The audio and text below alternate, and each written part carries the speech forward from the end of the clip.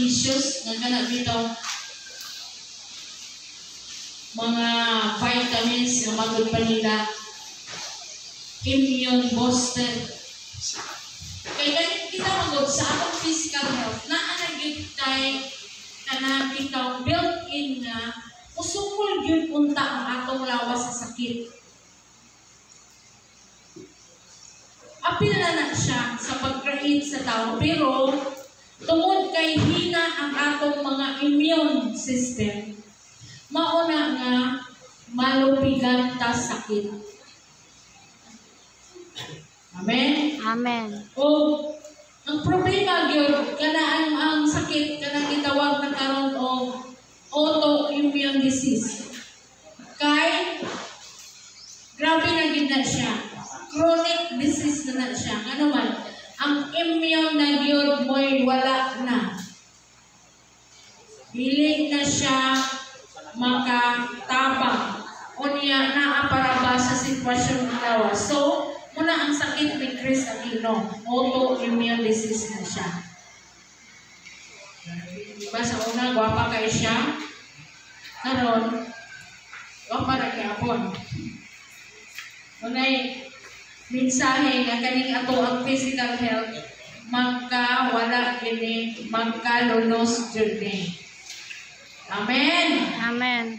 Hallelujah. Ang anong verse na sa Ephesians chapter 5, verse 20, o sa gingon diha, always giving thanks to God, the Father for everything in the name of Jesus, in the name of our Lord Jesus Christ. Nga ang pagkamapasalamatong kinahanglan always or kahanay sa atong mga kinabuhi. Di kay panagsalam. Dili kay og magdawat ng tagpanalangin na ta magpasalamat.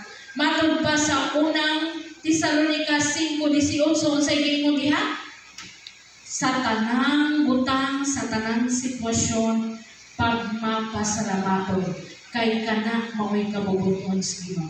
Amen.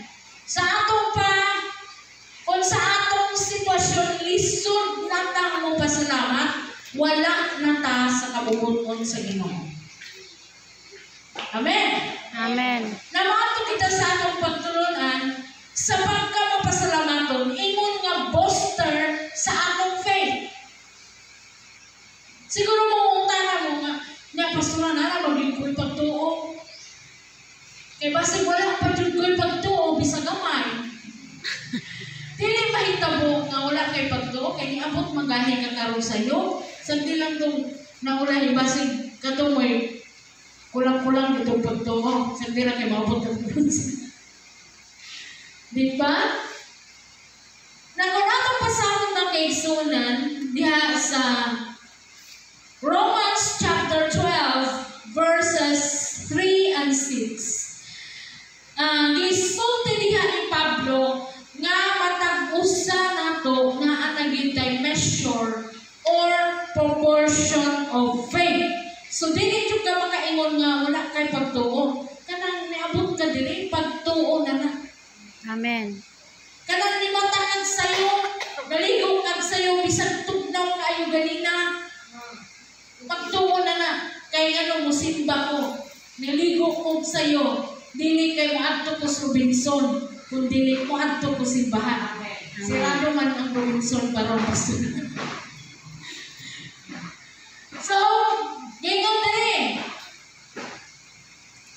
For by the grace given me, I say to every one of you, do not think of yourself more highly than you all, but rather think of yourself with sober judgment in accordance with the faith God has distributed to each of you. So, ang matang Kristohanon, luyahon man na, kalibutanon man ang Kristohanon na naanagin na siya proportion of faith. Kaya ang atong kaluwasan sa atong panahon karon atong madawat pinaagi sa pagtuo. Dili na pinagi sa buhat. Dili kay dakong taghatag sa simbahan o nga luwas. Dili kay nag-uberintag baka nga dili buta na luwas ka. Kana siya ang klase sa pag-approach sa Ginoo. That was during the time of Moses. Sa gitawag o balaod. Pero kita karon dili na ta ilalom sa balaod. Ang grasya na maoy ato karon. O ang atong kaluwasan nadawat nato pinaagi sa pagtuo. Dili kay very good kayo ta. Good manners and right conduct kayo ta. Kung dili pinaagi sa pagtuo. Amen. Sa ato pa na pastor nga luwas na ko? Yes. Sure ka pastor? Yes. No doubt about it. Because you have the portion of faith by receiving the message and believing that Jesus Christ is Lord and Savior. Amen. Iba niya na naman ang kaluwasan. Sige mo ni Pablo sa Episodios also. Sa atong panahon karon ng kigsunan, walay kuti ang kaluwasan. Amen. Dili pareha sa una, na para ka mapasayos mong sala, makita pa kag baka, mawala yun mapaaki o lamok. Okay. Kung mong ihalad kay, itawag ka na o ka na, perfect yun. Pero karon si Kristo na ang halad para natin. Gitawag siya og tao, Diyos og tao, nagsinati siya sa pagkatawhuran, pero wala gyud siya makasala.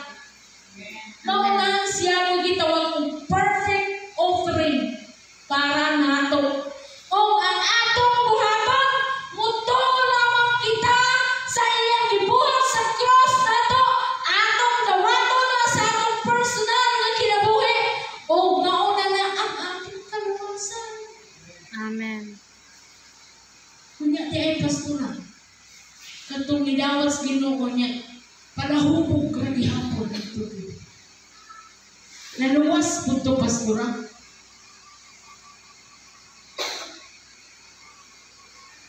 Nasunto ba ko, no? Nako mo sultihan. Mahitungod sa isyu sa atong pagkakristohanon. Dili kita mo judge. Amen. Diba? Okay ba mo, Ana? Okay. You have the right to judge your neighbor. Amen. Wala kay katungod ng hukom niya. Amen. Bisan kung nakatulog sa kanal pastora kay nahubog? Yes. Nga naman, si Kristo lang ang right judge. Amen. Pero usahay, kita maglagot na taga-buliakon lagi. Aw, makahukom yun. May mga kita, may impirno yun ka. Bahala ka, may impirno ka. Diba? Kasulay na ba mo na? Nga ba, wala kong ito taga is Ginoo. Right na mo, Chas. Huwag pa mo na mo tanan. Kaya kalamay na magpunta ni Chas, na pinag-naibabuliakon sa tuwa. Tungod kay ang pagluwas iya lang. Matod pa ni Jesus. Sa dihang nag-question ang mga tinungan, ngamingon si Jesus, masayon pa kaysa kamilyo nga musulod sa lungag sa dagom kaysa dato nga maluwas. Ningon itawon ang mga tinungan, Lord, kinsa naman di ay maluwas o mauna kalisod ang kaluwasan? Kinsa naman lang di ay ang maluwas, Lord?